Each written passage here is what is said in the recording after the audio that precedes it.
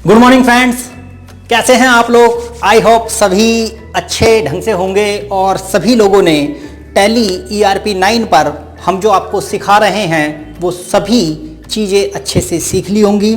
तो आज की इस क्लास में हम आपके साथ बात करने वाले हैं कुछ ऐसी चीज़ों पर जो हमने अपनी पिछली सभी क्लासेस में की हैं और उन क्लासेस का आज एक ओवरव्यू हम यहाँ ले लेते हैं। हमने क्या क्या सीखा है, जो हमारे नोट्स हैं उन नोट्स को अपने इस क्लासेस के साथ कोरिलेट कर लेते हैं और पता लगाते हैं कि आखिर हमने क्या क्या कंप्लीट कर लिया है अपने इस कोर्स में और क्या क्या हमें कंप्लीट करना बाकी है। तो इस सब को करने के लिए हमें सबसे पहले जानना होगा कि हमने अपनी डे 1 की क्लास से लेकर आज तक जो अपनी 14th क्लास की हैं, 14 क्लासेस हमारी कंप्लीट हो चुकी हैं कल की क्लास को लगा करके। तो आज हम इस 15वीं क्लास में आपके साथ बात कर रहे हैं कि हमारा जो भी वर्क अभी तक हुआ है उस वर्क को एक तरीके से वाइंड अप करते हैं, समराइज करते हैं और देखते हैं कि आखिर हमने क्या क्या कर लिया है। तो शुरुआत करेंगे अपने उसी डे 1 की क्लास से जहां पर हमने आपको बताया था अकाउंटिंग क्या होती है। तो एक बार हम आपको व्यू कराना चाहते हैं अपने नोट्स का, जो नोट्स आपके डाउनलोड सेक्शन में पड़े हुए हैं। आपसे हम बार बार कह रहे हैं आप उन नोट्स को डाउनलोड कर लीजिए। जिन लोगों ने कर लिए हैं वो लोग देख सकते हैं कि हमने क्या क्या पढ़ा दिया है, और जो नहीं पढ़ाया है उसको भी हम अपनी आगे आने वाली क्लासेस में आपके साथ डिस्कस करने वाले हैं। तो चलिए एक बार अपने नोट्स पर चलते हैं और नोट्स पर चलकर देखते हैं कि आखिर हमारा क्या क्या पूरा हो गया है। यहां देखिए, यहां मेरे पास में नोट्स मेरे ओपन हैं और इन नोट्सों को लेकर के हम अब देखें तो सबसे पहले हमारे पास में ओवरव्यू है अकाउंटिंग का। अकाउंटिंग का ओवरव्यू हमने कर लिया था अपनी क्लास 1 में, जिसमें हमने आपको बता दिया था कि accounting is a language of business which communicate with the user of accounting. तो अकाउंटिंग जो है वो लैंग्वेज है बिजनेस की, जो उसके जो यूज़र हैं अकाउंटिंग के उनके साथ डील करती है।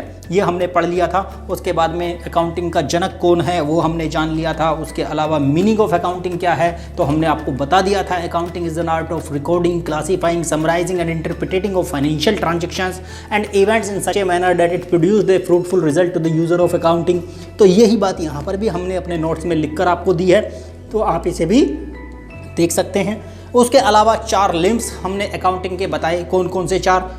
रिकॉर्डिंग, क्लासीफाइंग, समराइजिंग और इंटरप्रिटेशन। तो ये चारों बातें हैं, चारों के लिए हमने बताया है। रिकॉर्डिंग का मतलब होता है जर्नल एंट्री, क्लासिफिकेशन का मतलब होता है लेजर पोस्टिंग, समराइजेशन का मतलब होता है ट्रायल बैलेंस और इंटरप्रिटेशन का मतलब होता है फाइनल अकाउंट। तो ये सब बातें हमने अपनी क्लास 1 में भी आपके साथ कर ली थी।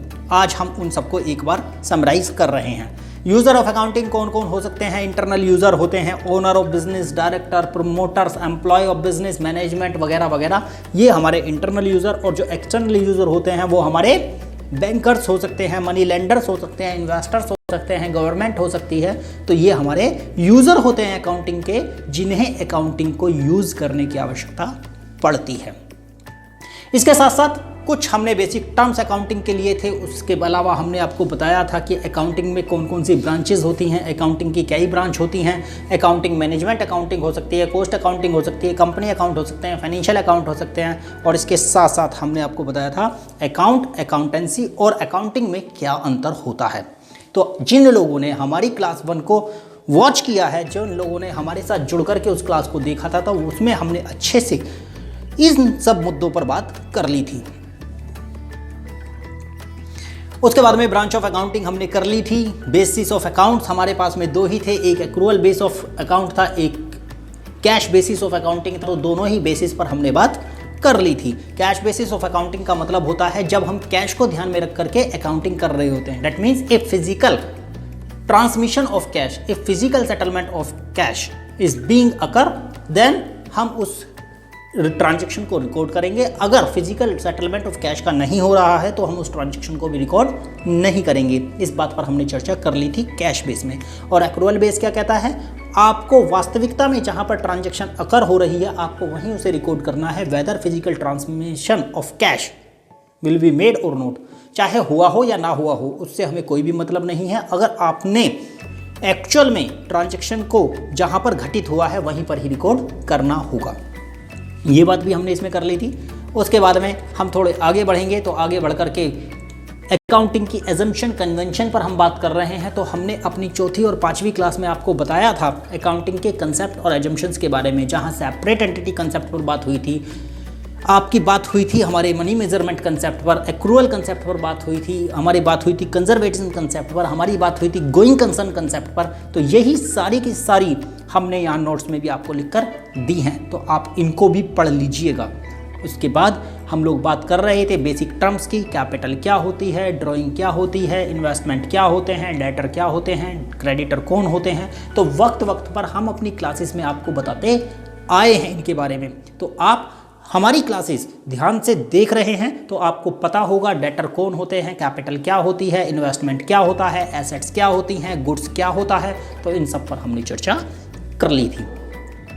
थोड़ा और आगे बढ़ें, तो आगे बढ़ते हैं तो हम देखते हैं टाइप्स ऑफ अकाउंट। अकाउंट कितने तरीके के होते हैं, इस बारे में तो हमने अपनी क्लास 2 के अंतर्गत ही चर्चा कर ली थी, जहां पर हमने आपको बताया था कि अकाउंट्स 2 तरीके के होते हैं, एक पर्सनल अकाउंट और दूसरे impersonal account. Impersonal account further categorised into 2 category, one is real and one is nominal account. तो इस तरीके से हमारे पास में 3 तरीके के अकाउंट थे, पर्सनल, रियल और नॉमिनल। तो वही अकाउंट्स की चर्चा हमने यहाँ पर आपको करके दी है, तो वो भी चर्चा हमने यहाँ कर ली। इसके बाद में कौन सा अकाउंट कौन सा होता है वो एक लिस्ट हमने यहाँ पर अपने नोट्स में ही आपको लगाकर दे रखी है। आप इन लिस्ट को अच्छे से गो थ्रू कर लीजिएगा, पढ़ लीजिएगा, ताकि आप इन्हें पहचान सके कि कौन सा अकाउंट कौन सा होता है। फिर गोल्डन रूल के बारे में बात हुई थी, हमने अपनी तीसरी, चौथी, पांचवी क्लास में लगातार गोल्डन रूल पर चर्चा की थी, जहां पर हमने आपको बताया था कि पर्सनल अकाउंट का गोल्डन रूल होता है debit the receiver, credit the giver. दूसरा रियल अकाउंट होता है जिसका रूल होता है debit what comes in, credit what goes out. तीसरा नॉमिनल अकाउंट होता है जिसका रूल होता है debit all the expenses and losses और credit all the incomes and gains.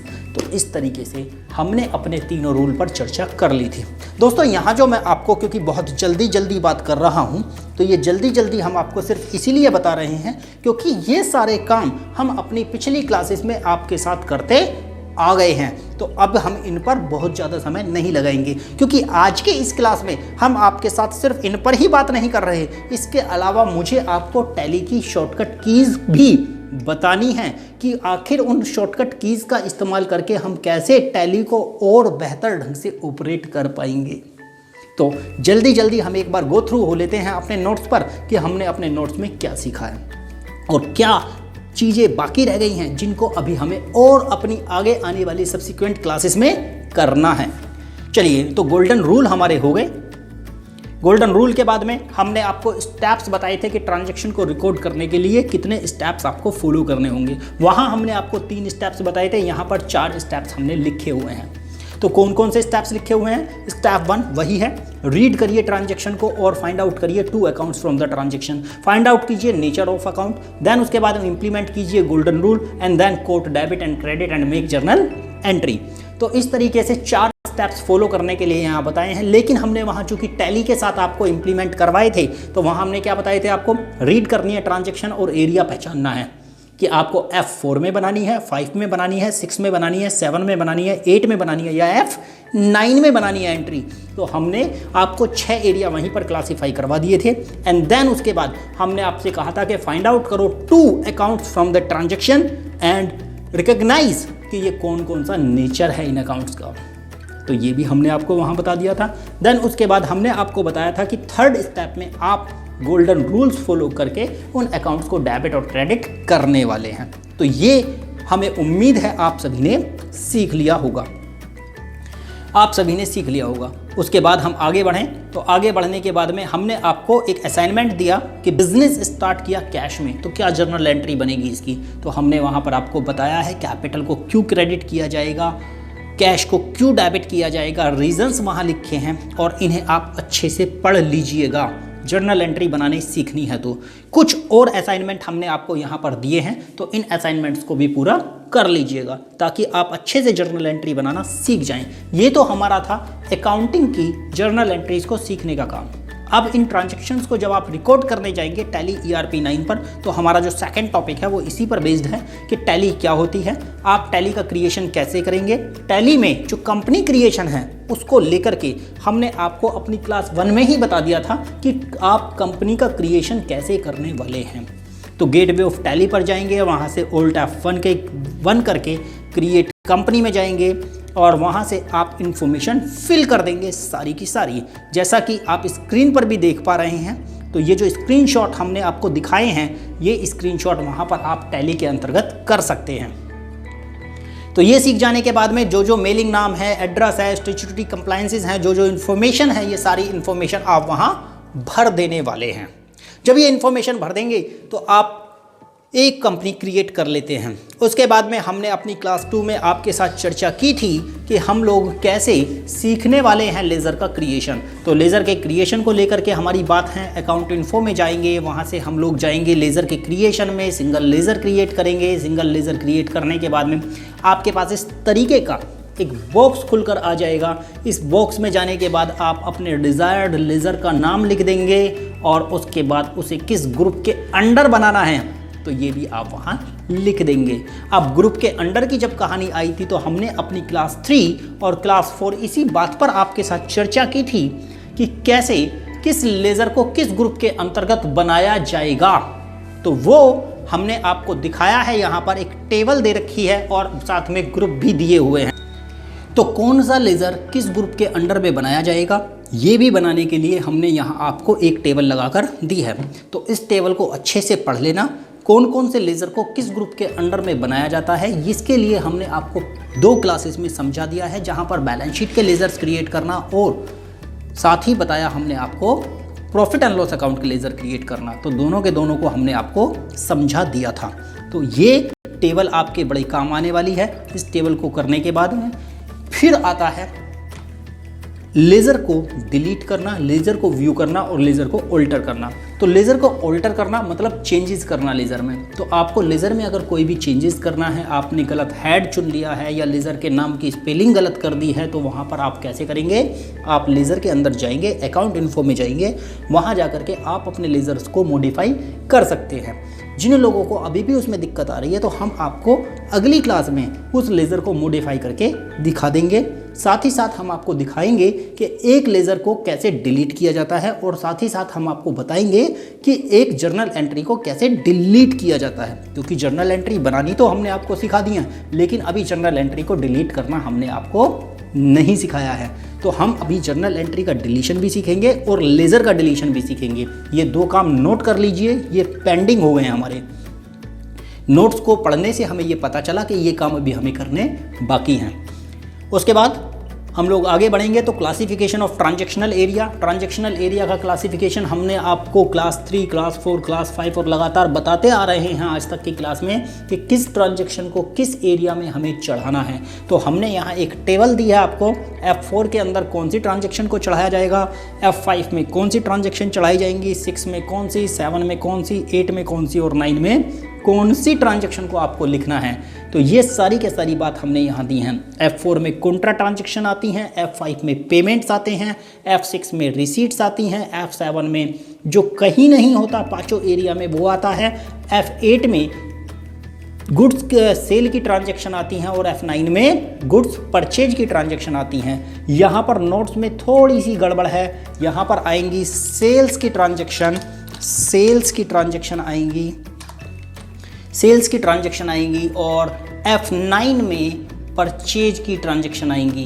तो हम यहाँ लिख देते हैं परचेज्ड की ट्रांजैक्शन आएंगी। इस तरीके से यहाँ पर ये ट्रांजैक्शन हमें लिखनी है, F8 सेल्स के लिए और F9 परचेज के लिए। आपके पास जो नोट्स हैं वो नोट्स सही ढंग से पूछे हुए हैं, तो आप उन्हें ठीक से, आपके में सब कुछ सही लिखा हुआ है, मेरे यहाँ थोड़ा गलत हो रखा है।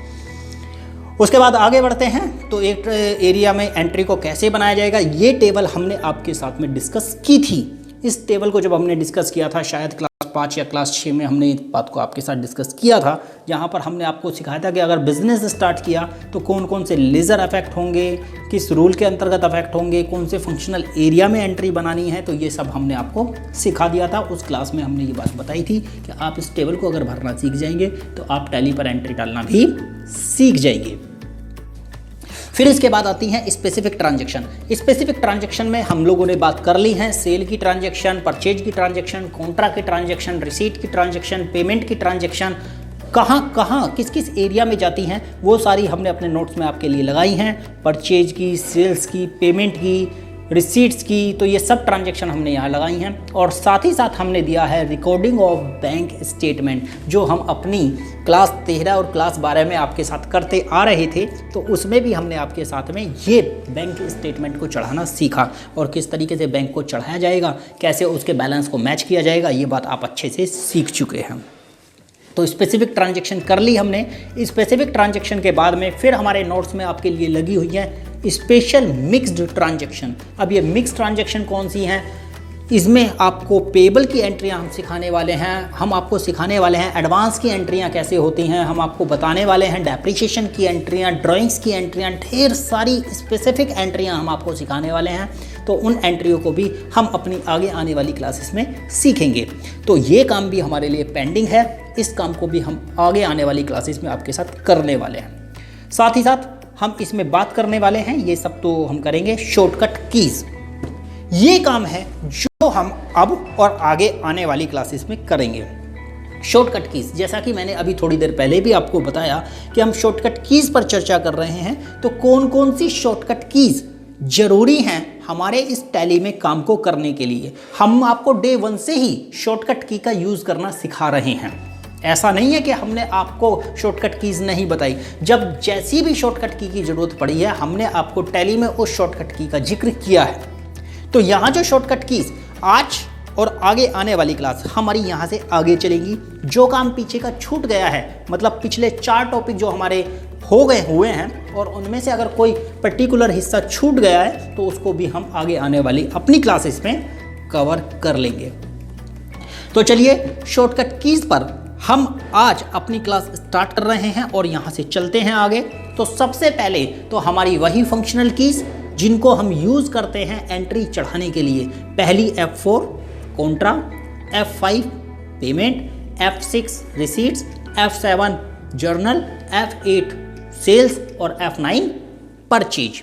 तो ये बातें हमने यहाँ कर ली।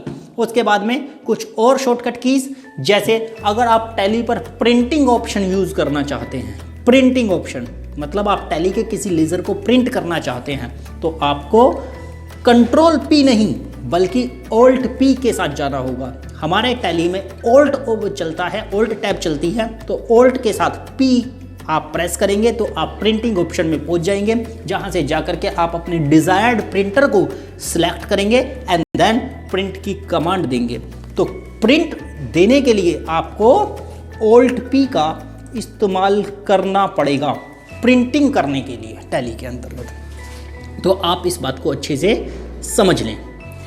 उसके अलावा अगर आप अपने बनाए गए लेज़र्स को देखना चाहते हैं, आपने जो लेज़र्स क्रिएट किए हैं आपने टैली के अंतर्गत, उन लेज़र्स को आप देखना चाहते हैं, तो आपको क्या करना होगा? आपको एक शॉर्टकट कमांड यूज़ करनी होगी जिसका नाम है DAL, मतलब डिस्प्ले अकाउंट बुक्स और उसमें लेज़र्स। तो आपको लेज़र्स देखने हैं। उसके अलावा आपको अगर अपनी ट्रांजैक्शंस की, जो आपने ट्रांजैक्शन रिकॉर्ड की है किताबों में, उन ट्रांजैक्शन की स्टैटिक समरी देखनी है, स्टैटिकल समरी देखनी है, तो आपको DSS करके वो स्टैटिकल समरी देखने को मिल जाएगी। क्या होती है स्टैटिकल समरी? आपने सेल्स की कितनी ट्रांजैक्शन चढ़ाई, परचेज की कितनी ट्रांजैक्शन चढ़ाई, कॉन्ट्रा की कितनी चढ़ाई, ये सब कुछ अलग अलग बाइफरकेट करके स्टैटिकल समरी के अंतर्गत आता है।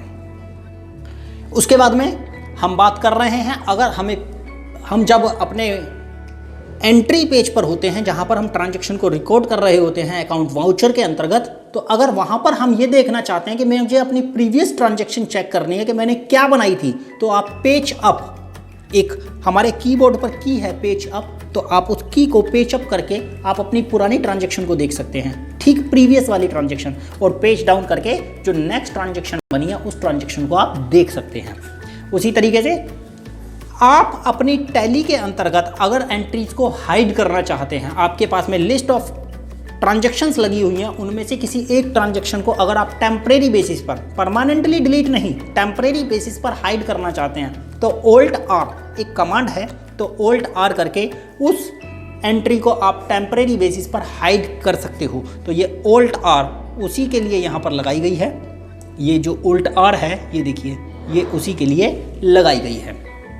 चलिए, उसके बाद में लेज़र के क्रिएशन के लिए बहुत ही फेवरेट की जो हम लगातार यूज़ करते आए हैं, Alt C हम लोगों ने किया है कई बार, तो Alt C का यूज़ करते हैं। लेकिन एंट्री पेज में जाने के बाद में, जहाँ पर हम अकाउंटिंग वाउचर पेज में होते हैं, वहाँ पर Alt C का यूज़ किया जाता है।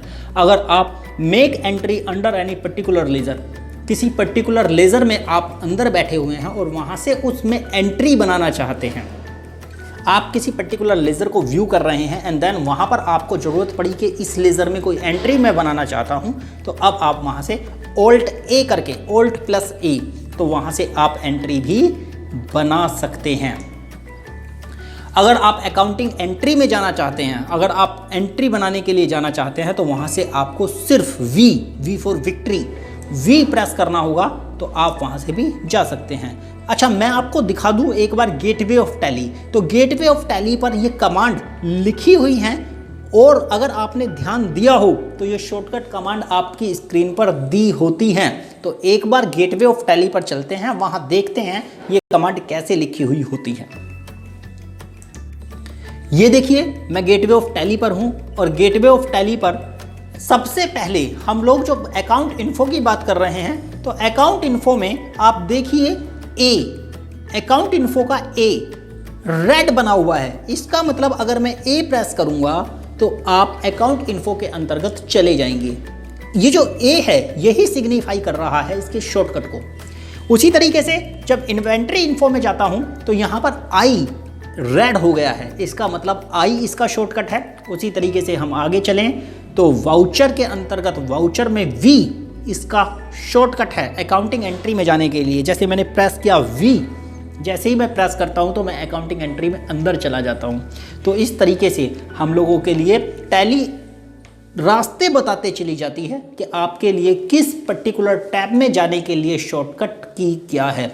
उसी तरीके से इन्वेंट्री वाउचर्स के अंतर्गत टी को इन्होंने शॉर्टकट की बनाया। उसी तरीके से इंपोर्ट डाटा में ओ को बनाया, बैंकिंग के अंतर्गत एन को बनाया, बैलेंस शीट के अंतर्गत बी को बनाया, P&L में पी को बनाया, स्टॉक समरी में एस को बनाया, रेशियो एनालिसिस में आर को बनाया, डिस्प्ले में डी को बनाया, मल्टी अकाउंट प्रिंटिंग के अंतर्गत एम को बनाया। क्या क्या होते हैं ये ऑप्शन, इन बारे में भी हमारी चर्चा हो जाएगी। अभी तो फिलहाल में हम आपको शॉर्टकट की बता रहे हैं। और अब आइए राइट साइड में, राइट साइड आपके स्क्रीन की जो राइट साइड है वहाँ से चलिए F1 सेलेक्ट कंपनी करने के लिए। उसके बाद में F1 है और उसके नीचे एक डैश लगा हुआ है। तो देखिए इसमें ये जो डैश होता है इसको हम बोलते हैं ओल्ट। डैश जो है वो साइन है ओल्ट का। तो Alt F1 जो है वो शट कंपनी करने के लिए, इस कंपनी को बंद करने के लिए। F1 से आप कंपनी सेलेक्ट वाले पेज पर चले जाएंगे और Alt F1 से आप शट कंपनी वाले पर जाएंगे। चलिए एक बार ट्राई करते हैं। अगर मैं F1 दबाता हूं तो मैं सेलेक्ट कंपनी पर पहुंच जाता हूं, लेकिन अगर मैं Alt F1 दबाता हूं तो देखिए सेलेक्ट कंपनी, क्रिएट कंपनी, तो यहां से आप क्विट पर भी चले जाएंगे, तो शट कंपनी पर भी पहुंच जाते हैं आप। ठीक है ना। तो अब आपको कंपनी सिलेक्ट करके वापस जाना पड़ेगा, अपने वापस RC हेल्थ केयर में पहुंच जाइए। उसके बाद में F2 से डेट चेंज होती है। जी हाँ, F2 किसके लिए है? डेट चेंज करने के लिए। हमने आपको जब एंट्री की थी तो वहाँ पर बताया था F2 डेट चेंज करने के लिए है, और Alt F2 पीरियड चेंज करने के लिए है। अगर आप पीरियड ही बदलना चाहते हैं तो Alt F2 करेंगे, अदरवाइज F2 करेंगे। Alt F3 कंपनी इन्फो पर जाने के लिए है, और नीचे दो और ऑप्शन अनेबल है, F11 फीचर्स के लिए और F12 कॉन्फ़िगरेशन के लिए। तो F11 और F12 पर हमारी सेपरेट क्लास है, हम उस क्लास के बारे में भी जानेंगे, क्या क्या फंक्शनैलिटी इनके अंतर्गत होती हैं और कैसे इनको हम यूज़ करना सीखेंगे। तो ये भी हमारे सॉफ्टवेयर से रिलेटेड क्लासेस हैं, इनको हम अच्छे से सीखेंगे। उसके अलावा हमने आपको कैलकुलेटर ऑन करना भी सिखाया था। कैसे कैलकुलेटर ऑन करेंगे? कंट्रोल एन से हम लोग कैलकुलेटर ऑन करने चले जाएंगे। देखिए मेरी स्क्रीन पर कैलकुलेटर ऑन हो गया है, Ctrl+N दबाकर, और वापस लौटने के लिए Ctrl+M दबा देंगे और हम वापस अपनी ऊपर वाले पेज पर आ जाएंगे। उसी तरीके से ऊपर भी कुछ देखिए, ऊपर टॉप पट्टी में भी कुछ बातें लिखी गई हैं। Alt+P के साथ आप जाओगे तो प्रिंट ऑप्शन में चले जाओगे, Alt+E के साथ आप एक्सपोर्ट ऑप्शन में चले जाओगे। आपको टैली से कोई रिपोर्ट एक्सपोर्ट करनी है, एक्सेल में एक्सपोर्ट करनी है या किसी और फॉर्मेट में करनी है, तो आप Alt+E से आप यहाँ जा सकते हो। उसके बाद में आपको मेल करनी है तो Alt+M से, अपलोड करनी है तो Alt+O से, लैंग्वेज चेंज करनी है तो Alt+G से, और कीबोर्ड लाना है तो Alt+K से। देखिए Alt+K मैं दबाता हूँ तो हम लोग कीबोर्ड ले आते हैं कि हमें कौन सा कीबोर्ड चाहिए, इंग्लिश चाहिए, हिंदी चाहिए, बंगाली चाहिए, किस कीबोर्ड की हमें ज़रूरत है वो कीबोर्ड भी आपके पास यहाँ आ जाएगा। कंट्रोल सेंटर के लिए Ctrl+K का यूज़ करना पड़ेगा। तो ये Ctrl+K के लिए यहाँ डबल डैश लगाया हुआ है, ये कंट्रोल का साइन है। अगर सिंगल डैश है तो Alt का साइन है, Alt+K के साथ आपको की प्रेस करनी है। अगर डबल डैश है तो इसका मतलब वो कंट्रोल का है। हेल्प के लिए आपको Alt+H का यूज़ करना पड़ेगा। इस तरीके से बहुत सारी फंक्शनैलिटी, बहुत सारे शॉर्टकट मुझे यहीं पर दे दिए गए हैं जब मैं गेटवे ऑफ टैली पर हूँ। और अब मैं जिस जिस ऑप्शन में जाता चला जाऊँगा, मैं अकाउंट वाउचर के अंदर अगर जाता हूँ तो अकाउंट वाउचर के अंदर फिर मेरे पास में कुछ और आ गया, फंक्शनल एरिया के शॉर्टकट्स आ गए हैं। तो ये सब भी यहाँ पर रिफ्लेक्ट होने लगे हैं। तो इस तरीके से ढेर सारे शॉर्टकट्स मेरे पास में अवेलेबल होते हैं टैली के अंतर्गत, जिनकी गाइड टैली का पेज खुद ही देता रहता है। मतलब टैली अपने आप में ही खुद ही एक ऐसी गाइड है जो पथ दिखाती रहती है कि किस शॉर्टकट की का इस्तेमाल आप किस पेज के अंतर्गत करने वाले हैं, और वो टैब अनेबल रहती हैं आपकी। F2 अगर मैं प्रेस करता हूं तो डेट चेंज करने के लिए, और अगर मैं Alt+F2 प्रेस करता हूं तो पीरियड चेंज करने के लिए। तो इस तरीके से ये कर लेते हैं। वापस चलते हैं अपने नोट्स पर वापस चलते हैं। तो यहाँ आते हैं, उसके अलावा display of balance sheet V, तो ये सारे वो अल्फ़ाबेट्स हैं जो शॉर्टकट के तौर पर इस्तेमाल हो रहे हैं हमारे टैली के अंतर्गत। तो ये सब कुछ हम कर चुके हैं। ये देखिए Alt+F1, Alt+F3 कंपनी की इंफॉर्मेशन चेंज करने के लिए। If you want to change any information in your existing company then you must press Alt+F3 for that changes. तो उन चेंजेस के लिए आपको ये करना पड़ेगा। कॉन्फ़िगरेशन के लिए F12 है, फीचर्स के लिए F11 है। ट्रायल बैलेंस आप देखना चाहते हैं तो DT, डिस्प्ले ट्रायल बैलेंस, हमने ट्रायल बैलेंस पर चर्चा की है। तो अगर आप ट्रायल बैलेंस देखना चाहते हैं तो DT एक की है हमारे पास। पिछली क्लास में हमने ट्रायल बैलेंस पर चर्चा की थी। उसके बाद में डिस्प्ले डे बुक, आप डे बुक देखना चाहते हैं तो डे बुक क्या होती है? डे बुक का मतलब होता है मेरी जो डेली की ट्रांजैक्शंस होती हैं उन्हें रिकॉर्ड जिस बुक में मैं करता हूं उसे मैं डे बुक कहता हूं। उसके बाद में डिस्प्ले अकाउंट बुक, आप अकाउंट बुक्स देखना चाहते हो। अकाउंट बुक्स का मतलब होता है डिफरेंट टाइप के अकाउंट्स हमारे पास हैं और उनके लिए सेपरेट बुक्स हम लोग तैयार करते हैं। जैसे सेल्स के लिए सेल्स बुक तैयार करते हैं, परचेज के लिए परचेज बुक तैयार करते हैं, BR बुक तैयार करते हैं, BP होती है, बिल्स रिसीवेबल और बिल्स पेबल बुक्स होती हैं।